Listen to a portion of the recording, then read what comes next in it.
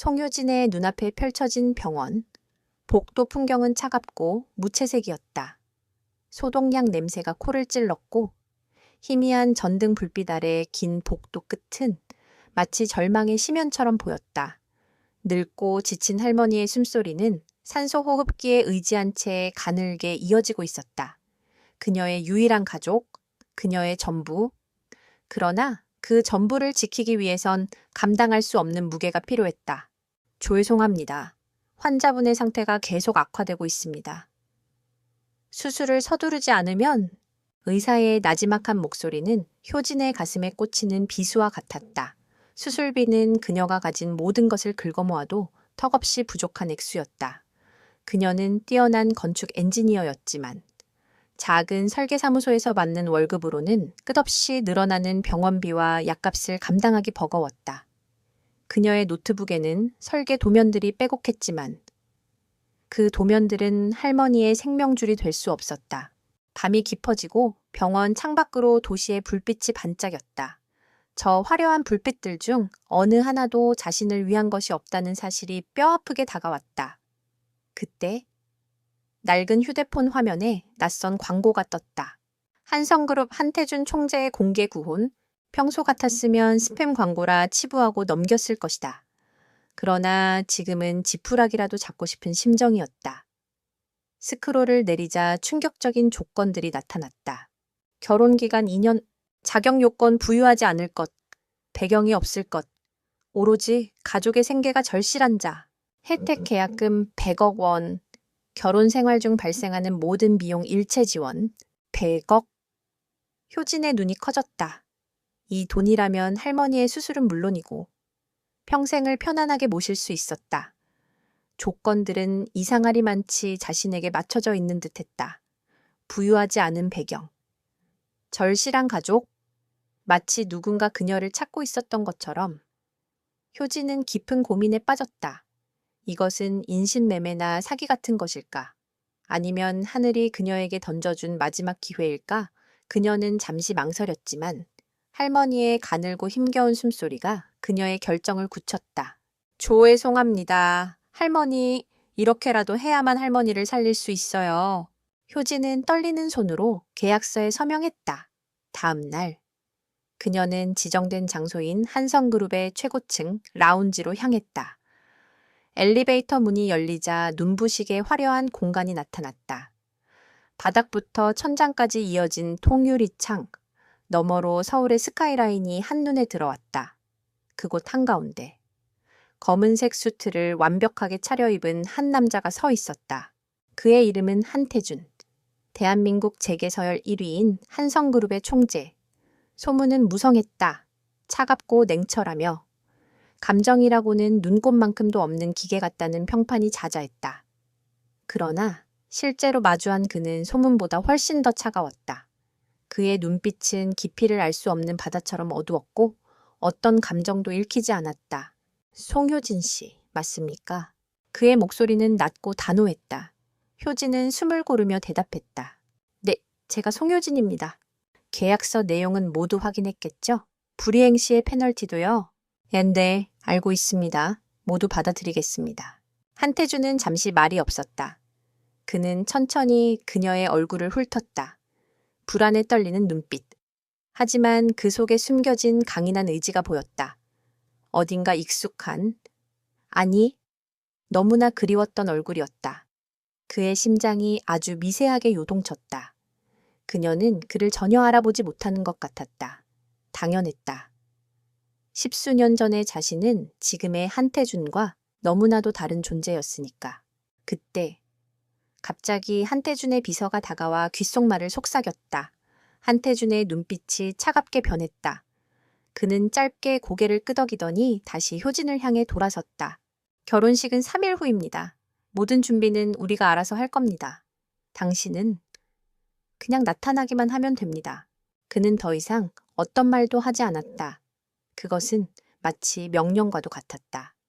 효진은 그의 압도적인 존재감에 눌려 아무 말도 할 수 없었다.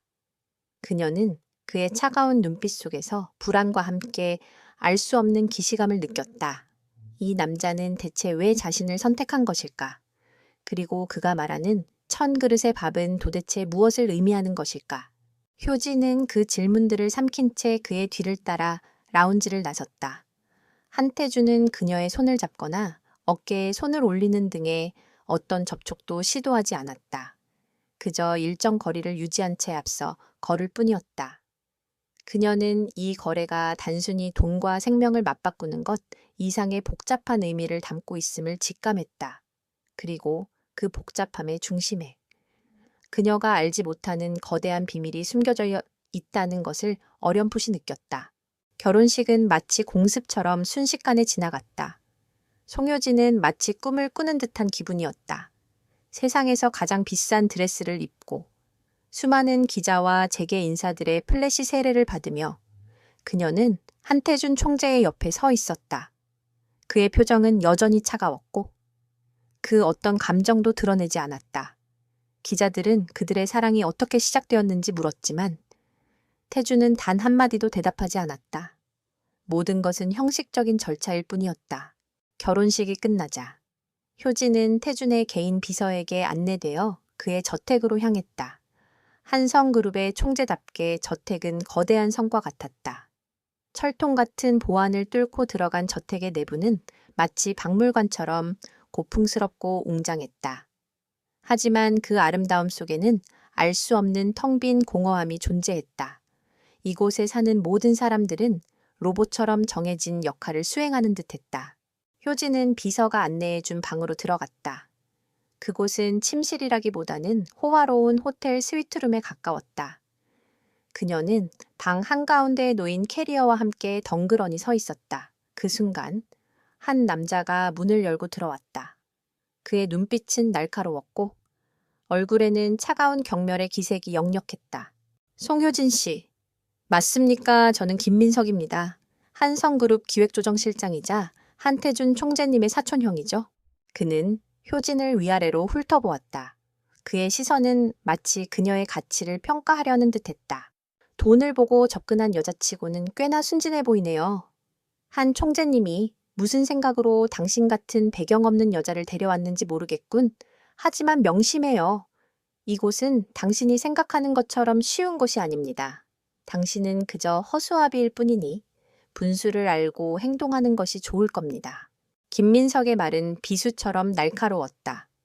그는 효진을 감히 상종할 가치도 없는 존재로 취급했다. 효진은 그의 오만함에 속으로 분노했지만 겉으로는 아무 표정도 드러내지 않았다. 그녀는 침착하게 대답했다. 김 실장님, 저는 제 역할에 충실할 것입니다. 그리고 제가 왜 이곳에 왔는지는 저와 한태준 총재님만이 아는 일입니다. 김 실장님이 염려하실 필요는 없을 것 같습니다. 효진의 의연한 태도에 김민석은 살짝 당황하는 기색을 보였다. 그는 코수슴을 치며 방을 나갔다. 효진은 한숨을 쉬며 문이 닫히는 소리를 들었다. 그녀는 이미 이 결혼이 단순한 계약이 아니며 이 저택이 단순히 호화로운 거처가 아니라는 것을 직감했다. 이곳은 정글과 같았다. 며칠 후 효진은 저택 생활에 적응하기 시작했다. 모든 것이 완벽하게 통제되는 곳이었다. 그녀의 식사는 정해진 시간에 정확히 준비되었고 그녀의 외출은 비서의 허락을 받아야 했다. 태주는 거의 집에 없었다. 아주 가끔씩 마주쳤지만 그 짧은 시간 동안에도 그들은 아무런 대화도 나누지 않았다. 어느 날 저녁, 효진은 무료함을 견디지 못하고 저택의 도서관으로 향했다. 그곳은 온갖 전문 서적들로 가득 차 있었다.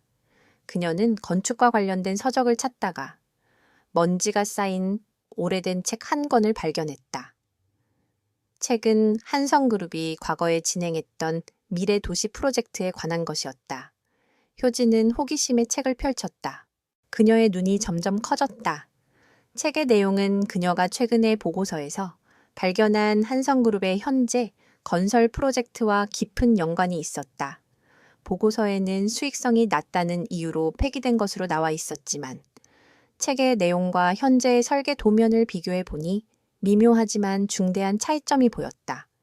도면의 작은 부분들이 수정되었고 그 수정은 오히려 프로젝트의 안전성을 해치는 쪽으로 이루어져 있었다. 효진은 무언가 잘못되었음을 직감했다.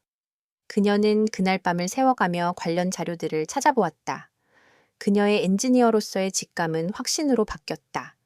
누군가 의도적으로 설계 도면을 조작하고 있었다. 이는 단순히 수익을 위한 문제가 아니라 대규모 참사를 초래할 수도 있는 중대한 결함이었다. 그녀는 이 사실을 누구에게 알려야 할지 고민했다. 태준에게 아니면 그녀의 심장이 빠르게 뛰었다. 이 문제를 파헤치면 그녀의 목숨이 위험해질 수도 있었다. 하지만 그녀는 할머니의 생명과 바꾼 이 계약을 단순한 돈벌이로 끝내고 싶지 않았다. 그녀의 윤리의식은 이 거대한 부정을 외면할 수 없었다. 그녀는 조심스럽게 노트북을 꺼내 관련 자료들을 정리하기 시작했다. 그때 문이 열리는 소리가 들렸다. 태준이었다. 그는 서류철을 들고 도서관으로 들어왔다. 그들의 눈이 마주쳤다. 태준은 그녀가 무엇을 보고 있는지 한눈에 알아차렸다. 그의 눈빛은 잠시 흔들렸지만 이내 평정을 되찾았다. 이 시간에 여기서 뭘 하고 있습니까? 그의 목소리는 여전히 차가웠다. 그냥 책을 읽고 있었습니다. 효진은 재빨리 노트북을 닫았다. 태준은 그녀에게 다가와 그녀가 읽던 책을 보았다. 오래된 자료인데 왜 이런 것에 관심이 있습니까? 그냥 흥미로워서요. 한성그룹의 역사에 대해 알고 싶어서요. 태준은 잠시 말이 없었다. 그는 그녀의 눈을 깊이 들여다보았다. 그녀가 거짓말을 하고 있지 않다는 것을 그는 알 수 있었다. 그녀의 눈빛에는 순수한 호기심과 강한 의지가 담겨 있었다. 그리고 태준은 그녀의 눈빛에서 10여 년 전, 자신에게 밥을 주던 소녀의 모습을 다시 한번 떠올렸다. 그녀는 여전히 세상을 올곧게 바라보고 있었다. 그는 무심한 척 그녀 옆을 스쳐 지나갔다. 잠 못 이루는 밤은 길지 않습니다. 내일은 바쁠 겁니다. 그는 그녀의 노트북에 담긴 내용에 대해 아무 말도 하지 않았다.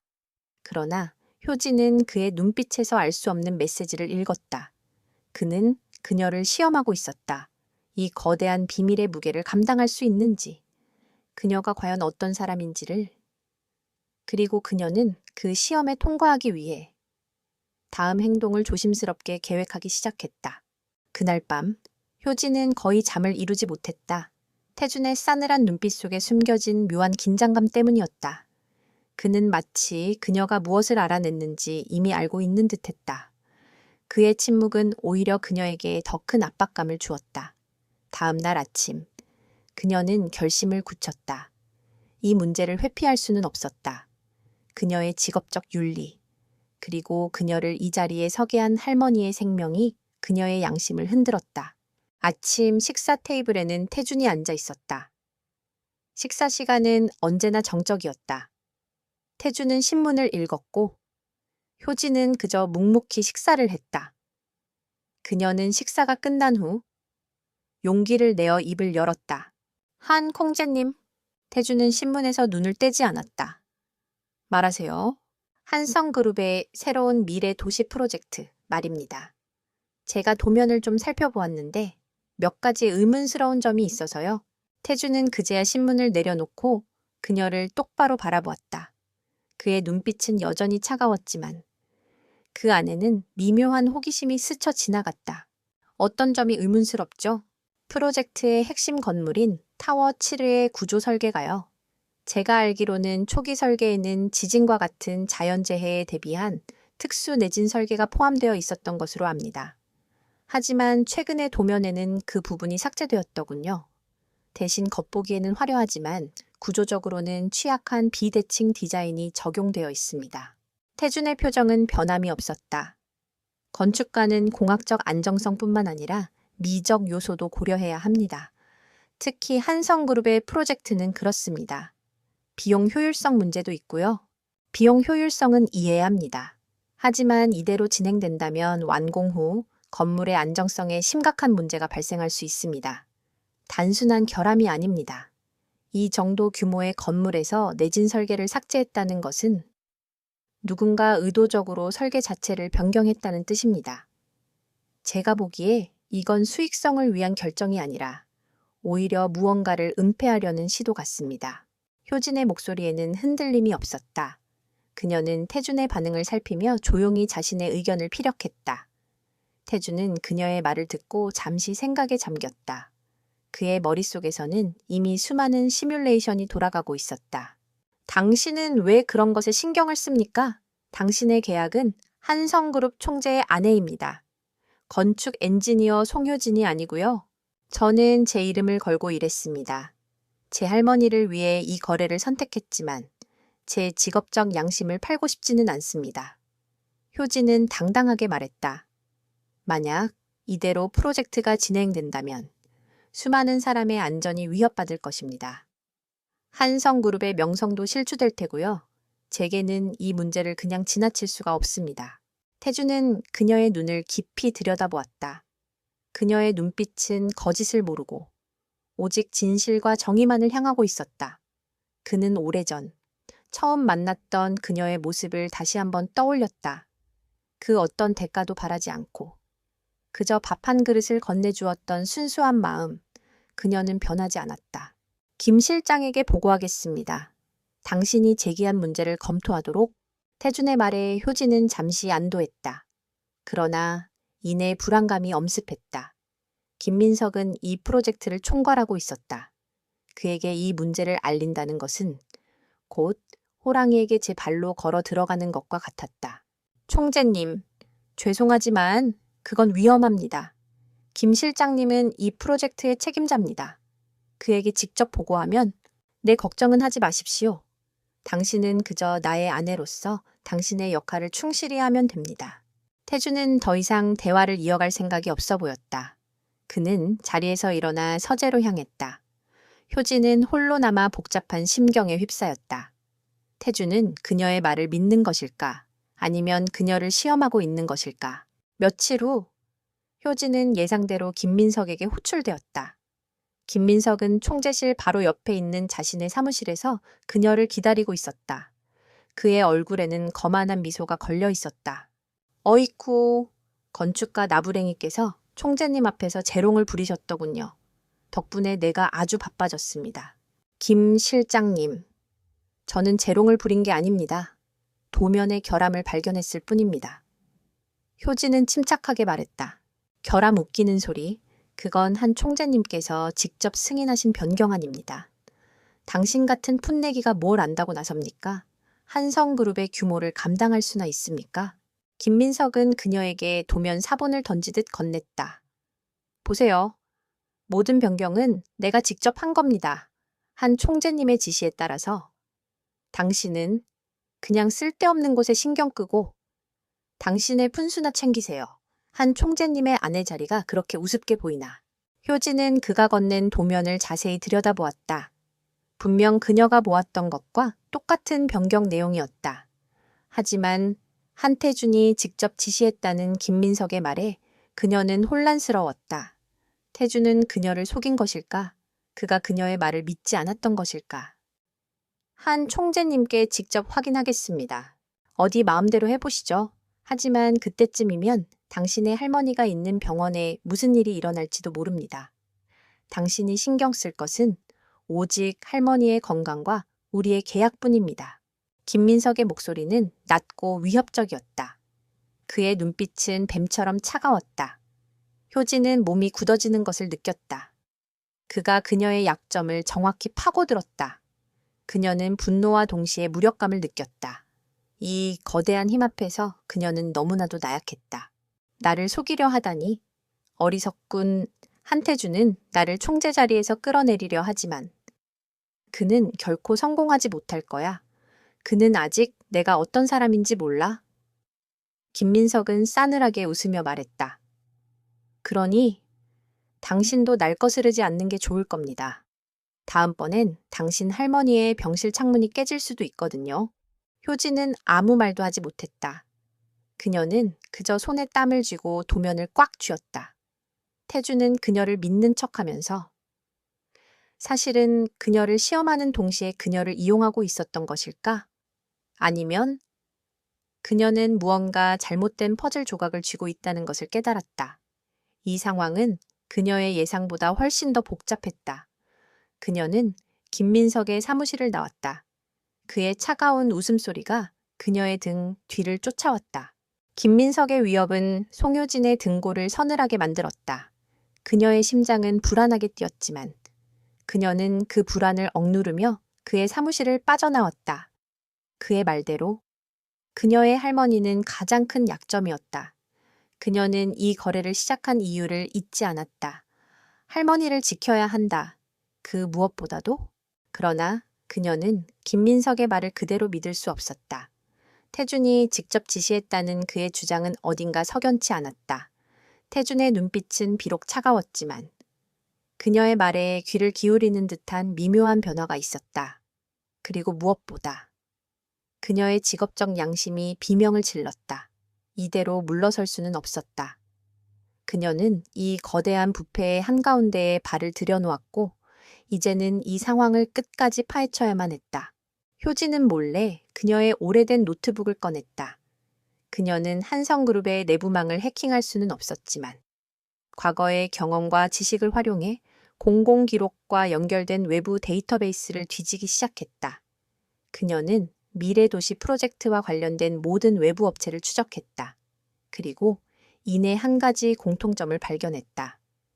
프로젝트에 참여하는 많은 하도급 업체들이 최근 몇 년간 김민석의 가족 또는 그의 측근들과 관련된 위장회사들로 변경된 것이다.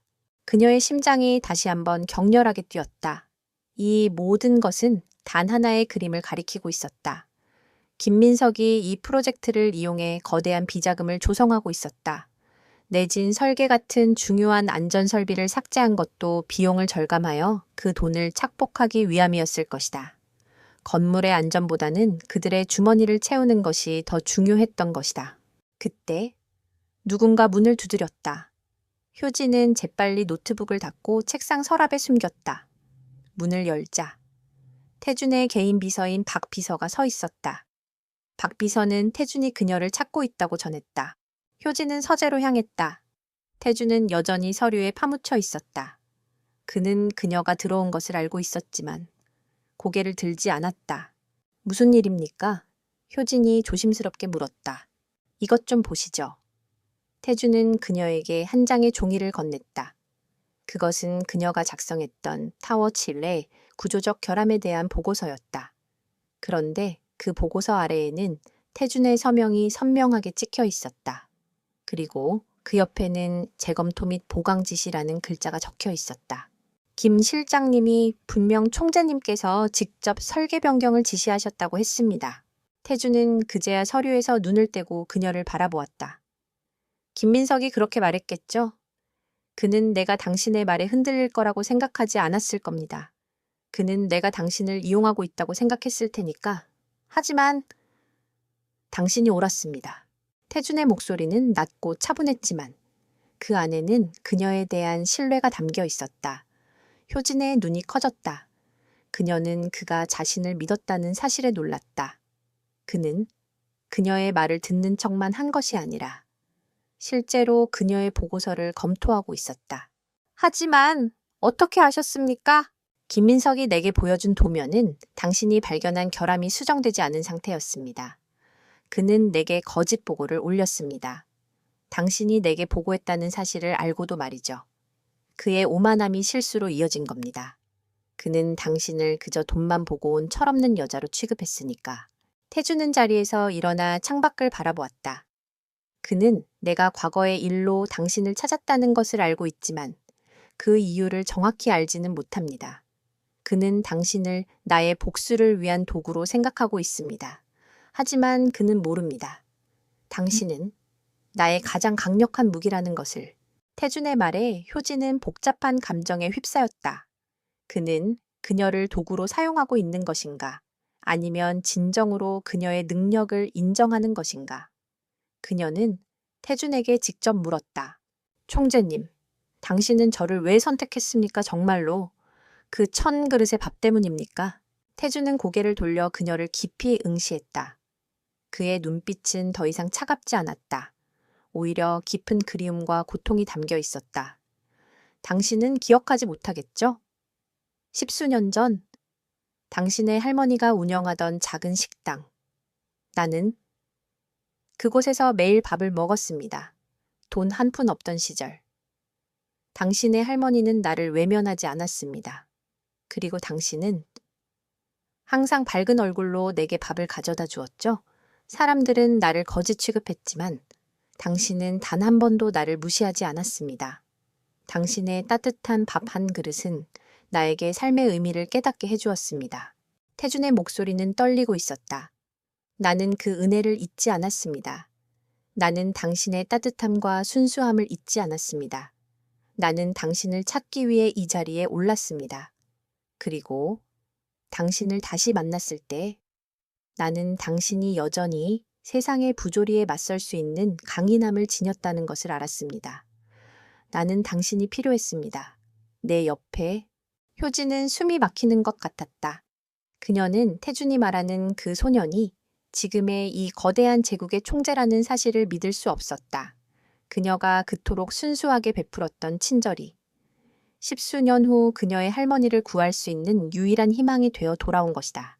하지만 왜 저에게는 아무 말도 하지 않았습니까? 당신은 계약을 맺은 것입니다. 내가 누구인지 알지 못하고 나는 당신의 선택이 돈 때문인지 아니면 당신의 마음속에 숨겨진 그 어떤 진실 때문인지 알고 싶었습니다. 그리고 당신은 나를 실망시키지 않았습니다. 그 순간 효진은 그에게서 더 이상 차가운 가면을 쓴 총재의 모습이 아닌 10수년 전에 고독하고 상처 입은 소년의 모습을 보았다. 그의 눈빛은 모든 것을 말해주고 있었다. 그의 오랜 기다림과 그녀에 대한 깊은 감정. 효진은 이제 깨달았다. 이 거래는 단순한 계약이 아니었다. 그것은 운명이었다. 그리고 그녀는 이제 태준과 함께 김민석이 파놓은 거대한 함정 속으로 걸어 들어갈 준비가 되었다. 한태준이 10수년 전 자신에게 밥을 얻어먹던 소년이었다는 사실은 송효진의 세계를 통째로 흔들었다. 그녀는 그저 할머니를 살리기 위해 절박한 심정으로 내린 결정이 사실은 운명이 짠 거대한 그림의 한 조각이었다는 사실을 믿을 수 없었다. 그의 차갑고 무감각해 보이던 눈빛이 이제는 깊은 그리움과 오랜 기다림으로 가득 찬 것처럼 보였다. 그녀의 감정이 혼란스러운 와중에도 현실은 그녀를 가만두지 않았다. 김민석의 경고는 단순한 허세가 아니었다. 며칠 후 효진은 박 비서로부터 충격적인 소식을 들었다. 할머니가 입원해 있는 병원의 이사회가 갑작스러운 경영난을 이유로 병원 폐쇄를 논의하고 있다는 것이었다. 병원 폐쇄는 곧 할머니가 치료를 받을 수 없게 된다는 것을 의미했다. 효진은 온몸의 피가 차갑게 식는 것을 느꼈다. 김민석의 말이 현실이 된 것이다. 그의 잔인하고 교활한 본성이 드러나는 순간이었다. 그는 그녀의 가장 약한 부분을 정확히 노렸다. 효진은 곧바로 태준을 찾아갔다. 총재님, 할머니가 계신 병원이 폐쇄될지도 모른답니다. 태준은 그녀의 말을 듣고도 놀라지 않았다. 그는 이미 예상하고 있었던 듯했다. 그의 얼굴에는 분노가 스치고 지나갔지만 곧 차가운 평정심을 되찾았다. 김민석이 손을 썩군. 그 병원의 이사장과 김민석은 오랜 동창 관계입니다. 그는 병원 경영난을 핑계로 다른 병원 인수를 추진할 겁니다. 모든 것을 합법적으로 보이게 만들면서 효진은 무력감에 휩싸였다. 이 거대한 권력 앞에서 그녀는 속수무책이었다. 그럼 저희는 어떻게 해야 합니까? 할머니를 다른 병원으로 옮길 수 있습니까? 그럴 수는 없습니다. 태준의 목소리는 단호했다. 지금 할머니의 상태로는 병원을 옮기는 것이 매우 위험합니다. 게다가 김민석이 당신의 약점을 알고 있는 이상 다른 병원으로 옮겨도 똑같은 일이 반복될 겁니다. 우리는 그의 의도대로 끌려가서는 안 됩니다. 그럼 어떻게 하죠? 효진의 목소리는 절망적이었다. 태준은 그녀에게 다가와 처음으로 그녀의 어깨에 손을 올렸다. 그의 손은 따뜻했고 그 온기가 그녀의 불안한 마음을 진정시켰다. 우리는 정면으로 맞서야 합니다. 김민석은 당신이 겁을 먹고 도망칠 거라고 생각하겠지만 우리는 그를 역이용할 겁니다. 그가 판 함정 속으로 오히려 그를 끌어들일 겁니다. 효진은 태준의 눈을 바라보았다. 그의 눈빛은 흔들림 없이 강한 확신으로 가득 차 있었다. 그녀는 그를 믿기로 했다. 그녀가 할머니를 위해 걸었던 길이 이제는 그의 손을 잡고 함께 가야 할 길이 되었다. 제가 뭘 하면 될까요? 당신은 그의 예상대로 행동해야 합니다. 겁에 질린 척 절박한 모습을 보이는 겁니다. 나에게 와서 읍소하고 그에게 직접 찾아가 무릎을 꿇고 애원하는 모습을 보여주세요. 태준의 계획은 너무나 위험해 보였다. 그녀의 자존심을 버려야 할 뿐만 아니라 김민석의 잔혹한 본성을 더욱 자극할 수도 있었다. 그러나 효진은 주저하지 않았다. 할머니를 살릴 수만 있다면 그녀는 어떤 역할이라도 할 수 있었다. 다음 날 아침, 효진은 평소와 다른 모습으로 김민석을 찾아갔다. 그의 사무실 문을 열고 들어선 그녀의 얼굴에는 절망과 공포가 가득했다. 김민석은 그녀를 보고 거만한 미소를 지었다. 어이쿠, 겁을 잔뜩 집어먹었나 보군.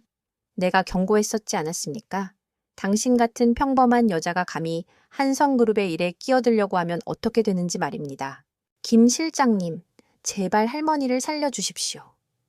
제가 잘못했습니다. 앞으로 다시는 한성그룹의 일에 간섭하지 않겠습니다. 제발 병원 폐쇄만은 막아주십시오. 효진은 연기하듯 떨리는 목소리로 그에게 애원했다. 그녀의 눈에는 눈물이 그렁그렁했다. 김민석은 그녀의 절박한 모습에 만족스러워했다.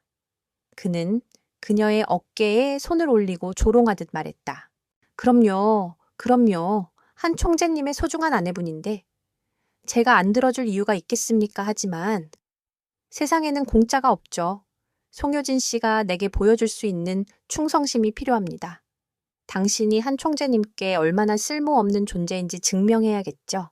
김민석은 그녀에게 하나의 USB를 건넸다. 이 USB에는 한 총재님의 개인 비자금 장부가 들어 있습니다. 당신은 이것을 기자들에게 넘겨야 합니다.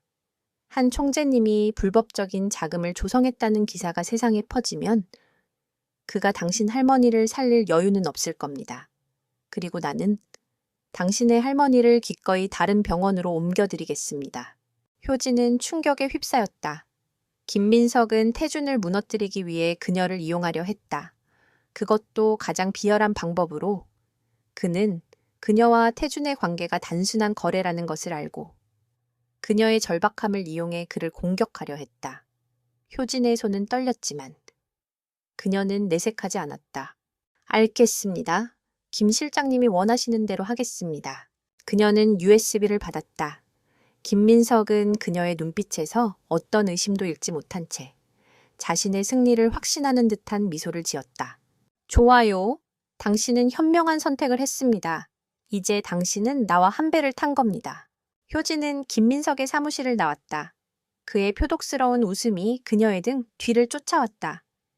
그녀는 곧바로 태준에게 향했다. 그녀가 USB를 건네자 태준은 조용히 그것을 받았다. 예상대로군. 그는 당신의 절박함을 이용해 나를 무너뜨리려 했습니다.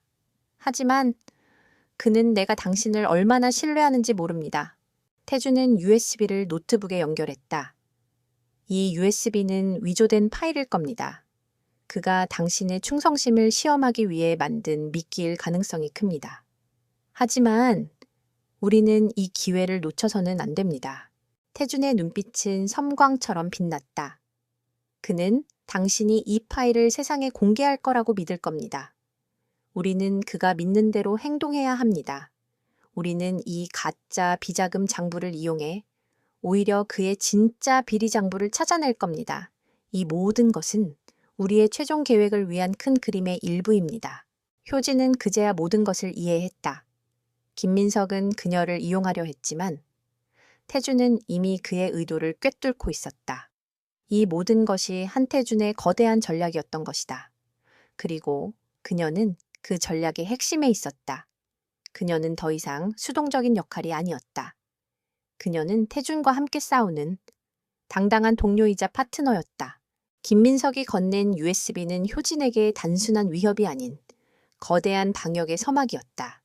태준의 예상대로 USB에는 위조된 비자금 장부 파일이 들어 있었다. 이는 김민석이 효진의 충성심을 시험하는 동시에 그녀를 이용해 태준의 명성에 흠집을 내려는 교활한 계략이었다. 하지만 김민석은 몰랐다. 태주는 이미 그의 의도를 꿰뚫고 있었으며 이 모든 것을 역이용할 계획을 세우고 있었다. 태주는 효진에게 USB를 돌려주며 말했다. 김민석은 이 파일을 언론에 넘기라고 당신을 압박할 겁니다. 당신은 그의 예상대로 움직이면 됩니다. 하지만 할머니는요, 병원 폐쇄는 어떻게... 효진은 불안했다. 태주는 그녀의 손을 잡았다. 그의 손은 따뜻하고 단단했다. 걱정 마십시오.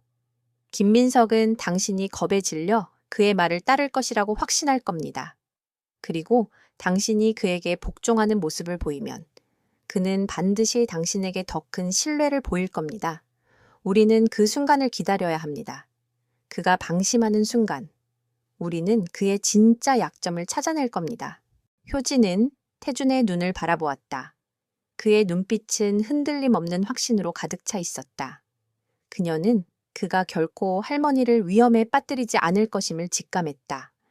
그녀는 그의 손을 놓지 않고 꽉 잡았다. 이제 그들은 단순한 계약 관계가 아닌 서로의 생명을 맡긴 동반자가 되었다. 다음 날, 효진은 김민석의 연락을 받았다. 그는 그녀에게 곧바로 USB 파일을 특정 기자에게 넘기라고 지시했다. 그의 목소리에는 승리감에 찬 조소가 가득했다. 효진은 그의 말을 따르는 척하며 태준이 미리 지정해둔 기자에게 연락을 취했다. 그 기자는 태준이 오랫동안 신뢰해 온 언론인이었다. 이 파일은 김민석 실장님이 저에게 넘겨주신 겁니다. 한성그룹 총재님의 비자금 장부라고 하더군요. 기자는 효진의 말을 듣고 놀란 표정을 지었다. 하지만 효진의 눈빛에서 무언가 다른 메시지를 읽은 그는 그녀의 의도를 눈치챘다. 이 파일을 바로 보도하면 될까요? 아니요. 효진은 단호하게 말했다. 이 파일을 먼저 한태준 총재님께 보고하십시오. 그리고 그가 어떻게 반응하는지 지켜보십시오. 기자는 효진의 뜻을 이해했다. 그는 그녀의 용기와 지혜에 감탄했다. 효진은 기자와 헤어진 후 김민석에게 전화를 걸어 말씀하신 대로 했습니다. 라고 보고했다. 김민석은 흡족해하며 그녀에게 한성병원 경영진의 모임이 곧 열릴 것이라고 귀띔해 주었다. 그때까지 당신은 한 총재님의 감시자 역할을 충실히 해줘야 합니다. 총재님의 모든 움직임을 내게 보고하세요. 효진은 마치 그의 명령에 복종하는 것처럼 행동했다. 그녀는 태준의 일정을 김민석에게 보고했고 김민석은 그녀가 철저히 자신에게 종속되었다고 확신했다. 그의 오만함은 극에 달했다. 그 사이 태준은 효진의 보고를 통해 김민석의 모든 움직임을 파악하고 있었다. 그는 자신의 측근들과 비밀리에 연락을 취하며 역공을 준비했다. 그들이 집중적으로 조사한 것은 한성병원 경영진 모임이었다. 태준의 정보망을 통해 밝혀진 바에 따르면 김민석은 그 모임에서 병원을 폐쇄하고 자신이 소유한 위장회사를 통해 병원 부지를 헐값에 매입하려는 계획을 세우고 있었다.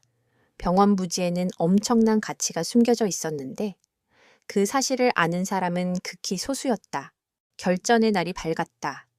효진은 태준과 함께 병원 이사회 모임 장소인 한성호텔의 최고층 라운지로 향했다. 김민석은 이미 그곳에서 경영진들을 상대로 병원 폐쇄를 설득하고 있었다. 그들의 논리는 간단했다. 병원은 수익성이 낮다. 이사장은 병원 운영 능력이 없다. 폐쇄하고 부지를 매각하여 손실을 최소화하자. 그들은 마치 이사장의 등을 떠밀어 낭떠러지로 보내는 것처럼 보였다. 효진은 태준의 옆에 서서 그들의 대화를 들었다. 그녀는 태준에게 다가가 나지막이 속삭였다. 저기 앉아있는 회계 담당 이사. 이틀 전 김민석 실장님과 몰래 만났습니다. 제가 우연히 CCTV에서 발견했습니다. 태준은 그녀의 말을 듣고 살짝 미소 지었다. 그의 눈빛은 맹수처럼 예리하게 빛났다. 그는 회의실로 걸어 들어갔다. 김민석은 태준의 갑작스러운 등장에 당황했지만 이내 여유로운 미소를 되찾았다. 그는 태준이 자신을 막을 방법이 없다고 확신했다. 총재님, 무슨 일이십니까? 지금 한성병원 폐쇄 건으로 중요한 회의 중입니다. 중요한 회의라. 태주는 김민석을 똑바로 바라보았다. 그 중요하고도 비밀스러운 회의에 나의 아내를 왜 초대하지 않았지? 그녀는 이 병원의 가장 중요한 환자 가족인데 김민석은 순간 당황했다. 태주는 효진의 할머니가 이 병원에 입원해 있다는 것을 상기시킴으로써 그의 행동이 단순히 사업적인 결정이 아니라 개인적인 복수심에서 비롯된 것임을 암시했다.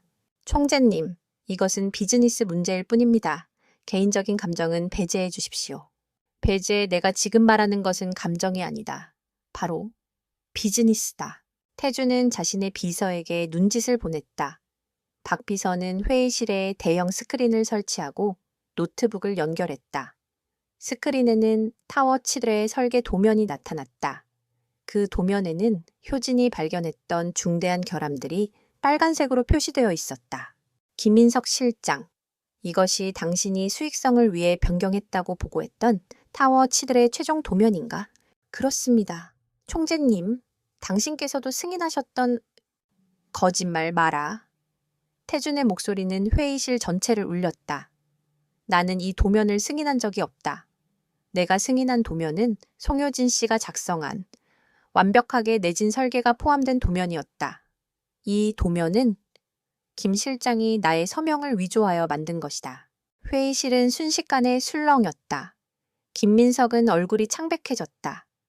그는 자신의 오만함이 불러온 치명적인 실수에 갇히고 말았다.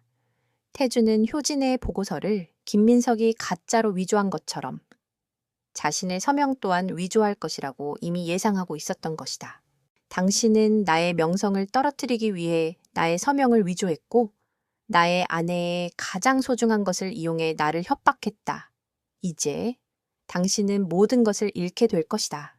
태준의 말은 김민석의 심장을 꿰뚫었다. 그는 분노와 동시에 절망을 느꼈다. 그 순간 그는 자신의 오만함이 얼마나 치명적인 독이 되었는지 깨달았다. 그는 태준이 단지 돈을 좇는 냉혈한 사업가일 뿐이라고 생각했다. 하지만 그는 몰랐다. 태준의 심장에는 1000그릇의 밥이 담아낸 순수한 진실과 정의가 살아 숨쉬고 있다는 것을. 한태준이 김민석의 위조 행위를 폭로하자 회의실은 순식간에 혼란에 휩싸였다. 김민석의 얼굴은 분노와 당혹감으로 일그러졌다. 그는 믿을 수 없다는 듯 태준과 효진을 번갈아 보았다. 그가 완벽하다고 믿었던 계획이 자신을 향한 부메랑이 되어 돌아온 것이다. 무세한 헛소리야, 한태준. 지금 날 모함하려는 거지? 내가 그럴 리가 없잖아. 내 사인이 위조됐다는 증거가 있어. 김민석은 소리쳤다. 태준은 침착하게 비서에게 신호를 보냈다. 박 비서는 즉시 스크린에 또 다른 영상을 띄웠다. 그것은 타워 7회의 설계 변경이 이루어지던 시점의 건물 내부 CCTV 영상이었다. 영상에는 김민석이 한성그룹의 최고 서명 감정 전문가를 협박하여 태준의 서명을 위조하는 장면이 고스란히 담겨 있었다. 이게 어떻게? 김민석은 말을 잇지 못했다. 그의 눈은 공포로 가득 찼다. 그는 자신이 태준의 모든 것을 알고 있다고 생각했지만 태준은 이미 훨씬 더 큰 그림을 그리고 있었다. 태준은 김민석을 향해 싸늘하게 말했다. 당신은 내가 당신의 욕심을 눈치채지 못할 거라고 생각했겠지. 하지만 나는 당신이 타워 7회의 설계 변경을 통해 비자금을 조성하고 있다는 사실을 이미 알고 있었다. 그리고 한성병원 부지에 숨겨진 가치 또한 말이야. 그제야 회의실의 다른 이사들도 상황을 파악하고 술렁이기 시작했다. 그들은 김민석이 단순한 병원 경영난을 핑계로 병원 부지를 헐값에 매입하려 했다는 사실을 깨달았다. 태준은 효진의 보고서를 통해 이미 김민석의 계획을 간파하고 있었던 것이다. 김민석 실장님, 이 병원 부지에 지하수 자원이 풍부하다는 것 알고 계셨습니까? 효진이 조용히 입을 열었다. 김민석은 효진을 경멸하듯 바라보았다. 그게 무슨 상관이야? 쓸데없는 소리. 그만해. 상관이 있습니다. 제가 처음 이 병원 부지의 도면을 봤을 때 지질 조사가 제대로 이루어지지 않았다는 것을 알았습니다. 그래서 직접 자료를 찾아보니 이 부지에는 최고급 온천 개발이 가능한 수질의 지하수 자원이 매장되어 있다는 것을 발견했습니다. 이는 병원 부지의 가치를 지금의 10배 이상으로 올릴 수 있는 엄청난 자산입니다. 효진의 말에 회의실은 다시 한번 술렁거렸다. 김민석은 얼굴이 완전히 하얗게 질렸다. 그는 오로지 비자금 조성에만 혈안이 되어 있었기 때문에 병원 부지에 숨겨진 진짜 가치를 놓치고 있었다. 그는 자신의 탐욕 때문에 스스로 무덤을 판 것이다. 태주는 효진의 말에 고개를 끄덕이며 말을 이었다. 김민석은 이 중요한 정보를 은폐하고 병원 부지를 헐값에 매입하여 막대한 이득을 취하려 했습니다. 그리고 이 모든 것을 합법적인 경영난으로 위장하려 했죠. 그는 자신의 사적인 이익을 위해 한성그룹의 명성과 미래를 팔아넘기려 했습니다. 아니야, 그건 다 송효진, 이 여자가 나를 함정에 빠뜨린 거야. 김민석은 마지막 발악처럼 소리쳤다. 하지만 이미 늦었다. 회의실의 모든 경영진은 태준과 효진의 편에 섰다. 그들은 더 이상 김민석의 탐욕스러운 얼굴을 믿지 않았다. 그들은 오로지 증거와 진실만을 믿었다. 태준은 김민석에게 다가가 나지막이 속삭였다. 당신은 당신의 오만함 때문에 진실을 보지 못했어. 당신은 송효진을 단순히 돈을 줬는 여자로 봤지만 그녀는 나에게 천 그릇의 밥을 주었던 사람이다. 그녀의 진심과 순수함이 결국 당신의 탐욕을 무너뜨린 것이다. 김민석은 그제야 깨달았다. 태준이 말했던 1000그릇의 밥이 단순히 은유적인 표현이 아니라 효진의 순수하고 강한 내면을 상징하는 것이었음을 그는 그녀를 과소평가했고 그것이 그의 가장 치명적인 패착이었다. 이사회 회의는 태준의 압도적인 승리로 끝났다. 김민석은 즉시 모든 직위에서 해임되었고 그의 모든 부정행위는 법적 절차에 따라 처벌받게 될 것이었다. 한성병원 폐쇄 계획은 철회되었고 태준은 병원의 경영을 직접 맡아 할머니의 치료를 포함한 모든 환자들의 안전을 보장하겠다고 발표했다. 모든 것이 끝난 후 효진은 태준과 함께 텅 빈 회의실에 남았다. 그녀의 얼굴에는 기쁨과 동시에 알 수 없는 안도감이 서려 있었다. 그녀는 마침내 할머니를 지켰다는 사실에 벅찬 감정을 느꼈다. 고맙습니다, 총재님. 내가 고마워해야 할 일입니다. 당신이 아니었다면 김민석의 비리를 밝혀내기 힘들었을 겁니다.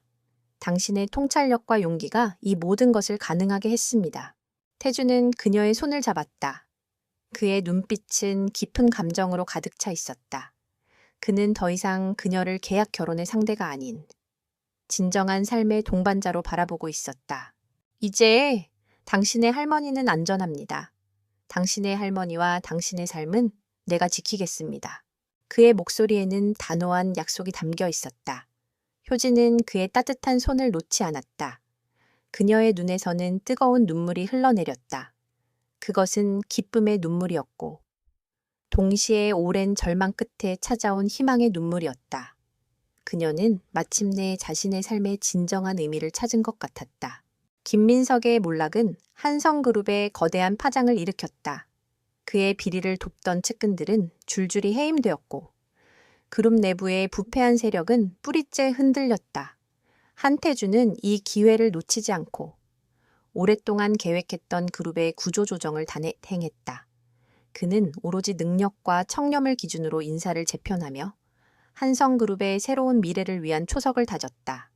효진의 할머니는 한태준의 지시로 한성병원의 최고급 병실로 옮겨져 최고의 치료를 받게 되었다. 그녀의 건강은 눈에 띄게 호전되었고 그녀의 얼굴에는 서서히 웃음꽃이 피어났다. 효진은 할머니의 곁에서 그동안 마음 졸였던 시간을 보상받는 듯한 평화를 느꼈다. 그러나 김민석은 그대로 물러서지 않았다. 그는 구치소에 수감된 채 마지막 발악처럼 언론을 이용해 태준과 효진을 향한 복수를 계획했다. 그는 과거 한태준이 보육권에서 성장했다는 사실을 악의적으로 부풀려 태준이 그의 부모를 버리고 재산을 차지했다는 거짓 정보를 흘렸다. 또한 효진이 그저 돈을 노리고 태준에게 접근한 파렴치한 여자라는 악성 루머를 퍼뜨렸다. 언론은 사실 확인 없이 선정적인 기사들을 쏟아냈고 여론은 순식간에 악화되었다. 한성그룹의 주가는 폭락했고 태준과 효진을 향한 비난의 목소리가 거세졌다. 역시 돈 보고 결혼한 거였어. 총재라는 사람이 부모를 버리다니. 인성이 뻔하지. 가난한 여자가 신분 상승하려고 별짓을 다 했네. 온갖 악플과 조롱이 쏟아졌지만 효진은 흔들리지 않았다. 그녀는 이미 태준의 과거를 알고 있었다. 그는 부모에게 버림받은 것이 아니라 가족의 파산으로 인해 보육원으로 보내졌고 그곳에서 모든 것을 홀로 이겨내고 지금의 자리에 오른 것이었다. 그 고독한 싸움을 효진은 알고 있었다. 태준은 기자회견을 열자고 했다. 그는 모든 진실을 밝히고 김민석의 거짓말을 폭로하여 무너진 명예를 회복하려 했다. 하지만 효진은 그의 계획에 반대했다. 총재님, 기자회견은 소용없습니다. 진실을 말해도 그들은 그들의 듣고 싶은 것만 들을 겁니다. 김민석은 우리의 감정을 자극해 진실을 왜곡하려 할 겁니다. 우리는 그의 의도대로 움직여서는 안 됩니다. 태준은 그녀의 깊은 통찰력에 다시 한번 감탄했다. 그럼 어떻게 하자는 겁니까? 우리는 다른 방법을 써야 합니다. 언론의 힘을 역이용해야죠. 효진은 밤을 새워가며 태준과 함께 새로운 계획을 짰다. 그들의 계획은 김민석의 가장 큰 약점을 노리는 것이었다. 그것은 바로 그의 오만함과 재물에 대한 끝없는 탐욕이었다. 다음 날, 효진은 한성그룹의 홍보팀을 직접 찾아갔다. 그녀는 홍보팀장에게 단 한 장의 문서를 내밀었다. 그것은 한성그룹이 한성병원 부지의 대규모 온천 리조트 개발을 추진하고 있다는 내용의 기사 초안이었다. 이 기사를 언론에 배포해 주세요. 단, 기사에는 한태준 총재님의 이름은 넣지 말고 한성그룹의 미래를 위한 결정이었다고만 해주세요. 홍보팀장은 효진의 지시에 의아해했지만 그녀의 눈빛에서 강한 확신을 읽고 그녀의 말을 따랐다. 기사가 배포되자 온천 리조트 개발이라는 호재에 한성그룹의 주가는 다시 상승하기 시작했다. 그리고 이 소식은 구치소에 수감되어 있던 김민석의 귀에도 들어갔다. 그는 이 소식을 듣고 격분했다. 한태준 기껏날 끌어내려 놓고 지 혼자 독점하려고 천만의 그 병원 부지는 내가 먼저 발견한 건데. 김민석은 흥분하여 자신의 변호사에게 전화를 걸었다. 당장 언론에 연락해 한성병원 부지에 온천 개발을 추진하려 했던 건 내가 먼저였다고 말해. 한태준이 나를 끌어내리고 내 아이디어를 가로챘다고 폭로해. 변호사는 김민석의 말을 듣고 당황했다. 실장님, 그렇게 되면 실장님의 비리도 함께 드러날 수 있습니다. 상관없어. 한태준 저놈만 끌어내릴 수 있다면 그놈이 나를 이렇게 만든 대가를 치르게 할 거야. 김민석은 그의 마지막 남은 자존심과 오만함에 눈이 멀어 있었다. 그는 태준과 효진이 파놓은 함정을 스스로 걸어 들어간 것이다. 김민석의 변호사가 언론에 그의 말을 폭로하자 모든 진실이 드러났다. 김민석이 한성병원 부지에 숨겨진 가치를 알고 있었다는 사실, 그리고 그가 비자금 조성을 위해 병원 폐쇄를 추진하려 했다는 사실이 만천에 공개되었다. 그의 폭로는 오히려 그의 비리를 증명하는 결정적인 증거가 되었다. 여론은 순식간에 반전되었다. 사람들은 김민석의 탐욕과 비열함에 분노했고 한태준과 송효진에 대한 오해를 풀기 시작했다. 그제야 사람들은 태준이 보육권 출신이라는 사실이 그의 약점이 아닌 역경을 딛고 성공한 그의 강인한 정신을 보여주는 증거라는 것을 깨달았다. 그리고 효진이 돈을 노린 것이 아니라 할머니를 살리기 위해 그리고 옳은 것을 위해 싸웠다는 사실을 알게 되었다. 결국 김민석은 자신의 발언으로 인해 더 무거운 형량을 선고받았다. 그의 마지막 발악은 그를 더 깊은 나락으로 밀어 넣은 것이다. 모든 것이 제자리를 찾자 태준과 효진은 비로소 진정한 평화를 찾았다. 태준은 기자회견을 열고 자신의 과거와 효진과의 만남에 대해 솔직하게 털어놓았다. 저는 오랜 시간 외로움 속에서 살았습니다. 하지만 10수년 전 한 소녀의 순수한 따뜻함이 제 삶의 의미를 깨우쳐 주었습니다. 그 소녀가 바로 제 아내 송효진입니다. 그녀의 첨천그릇의 밥은 저에게 단순한 끼니가 아니었습니다. 그것은 저에게 삶의 희망이었고 진실된 사랑이었습니다. 그의 고백에 기자들은 숨죽여 경청했다. 태준은 마지막으로 효진을 바라보며 말했다. 그리고 그녀는 저를 다시 구원해 주었습니다. 그녀의 용기와 지혜는 저를 다시금 바른 길로 인도했습니다. 그녀는 저에게 밥을 주었던 은인이자 저의 가장 소중한 동반자입니다. 효진은 눈물을 흘렸다.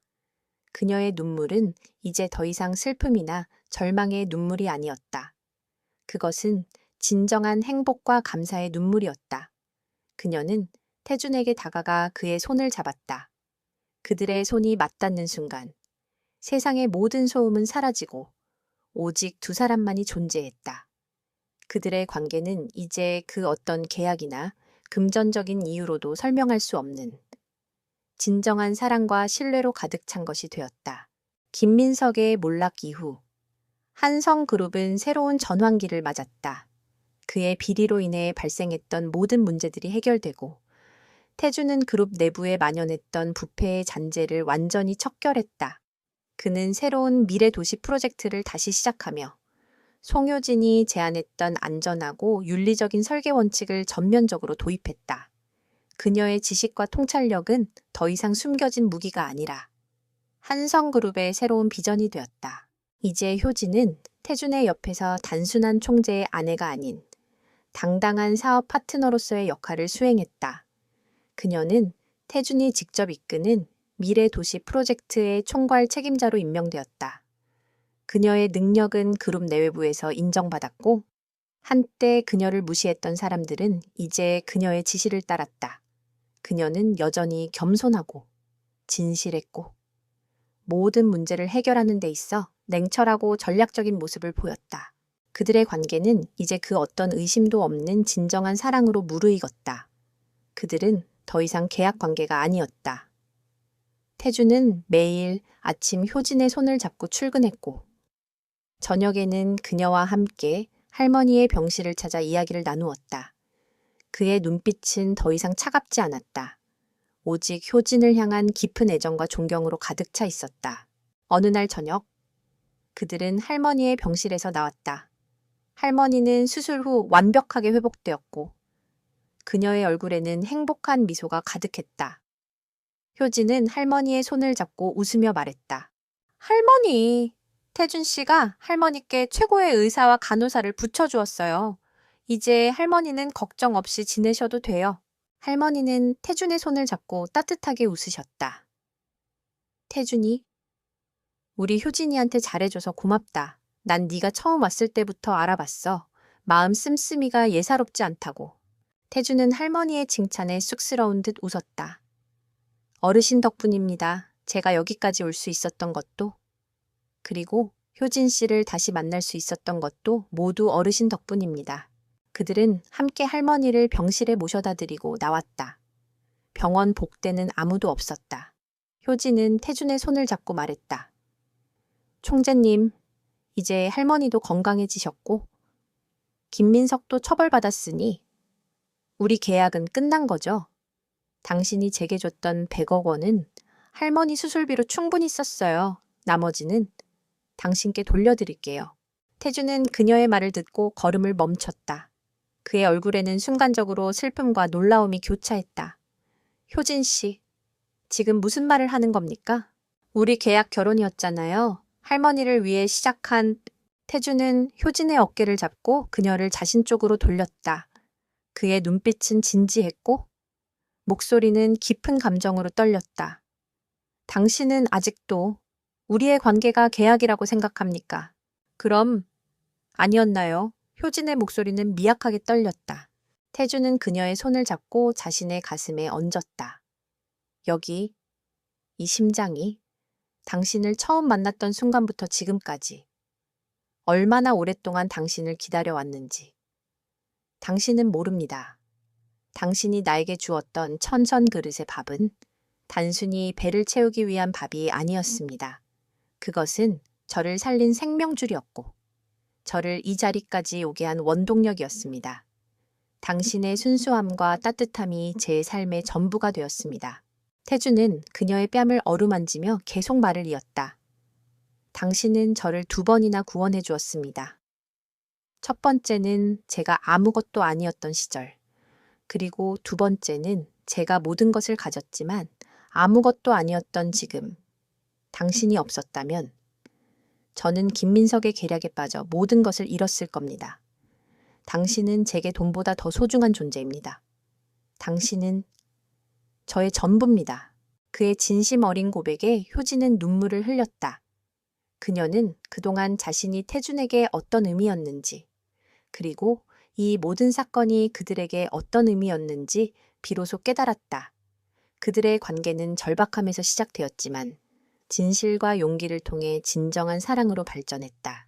총재님, 저는 태주는 그녀의 말을 끊었다. 나는 당신이 다시 그 차갑고 텅 빈 집으로 돌아가는 것을 원치 않습니다. 나는 당신과 함께하고 싶습니다. 당신의 곁에서 당신을 보호하고 당신을 사랑하며 당신과 함께 삶을 나누고 싶습니다. 계약은 이미 오래전에 끝났습니다. 이제 우리는 새로운 시작을 해야 합니다. 효진은 그의 품에 안겼다. 그녀의 눈에서는 뜨거운 눈물이 쉴 새 없이 흘렀다. 태주는 그녀를 부드럽게 안아주며 그녀의 머리에 키스했다. 그들의 관계는 이제 돈과 권력이 아닌 진정한 사랑과 신뢰로 완성된 것이다.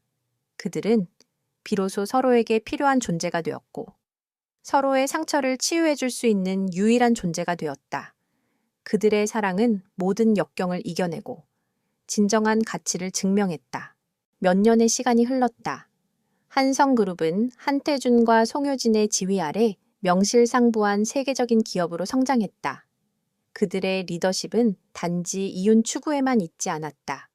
그들은 사회적 책임을 다하는 윤리 경영을 최우선으로 삼았고 이는 그룹의 이미지를 혁신적으로 개선했다.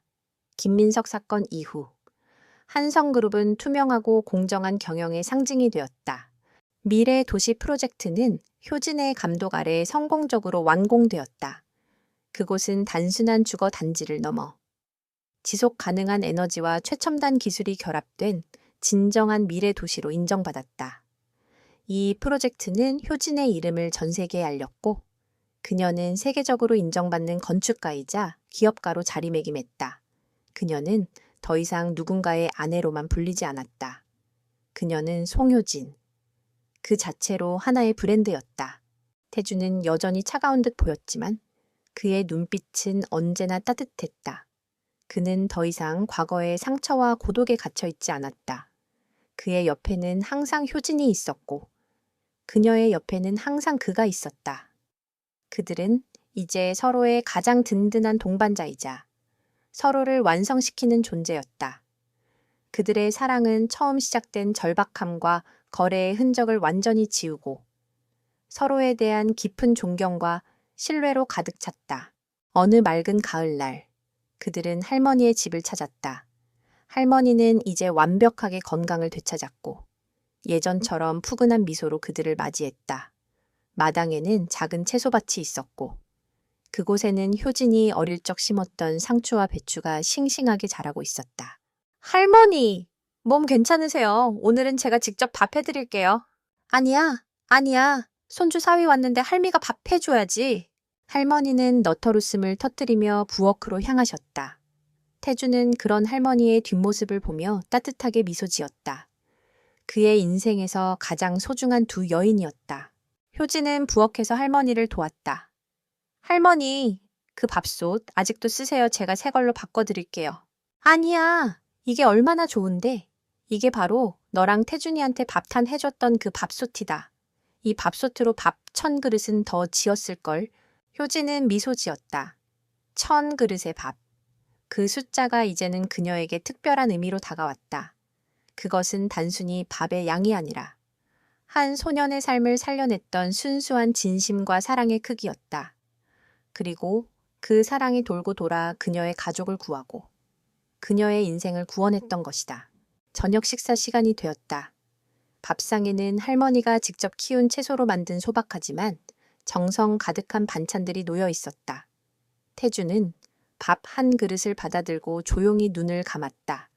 그는 10수년 전 배고픔에 지쳐 쓰러져 가던 자신에게 따뜻한 밥 한 그릇을 건네주었던 어린 효진의 모습을 떠올렸다. 그 밥 한 그릇이 없었다면 지금의 자신은 존재하지 않았을 것이다. 맛있게 먹겠습니다. 태주는 밥 한 숟가락을 뜨며 진심으로 말했다. 그의 눈에는 이슬이 맺혔다. 그것은 성공의 감격이 아니었고 부와 명예의 기쁨도 아니었다. 그것은 그의 삶의 뿌리가 된 순수한 사랑과 감사에 대한 눈물이었다. 효진은 그의 손을 잡았다.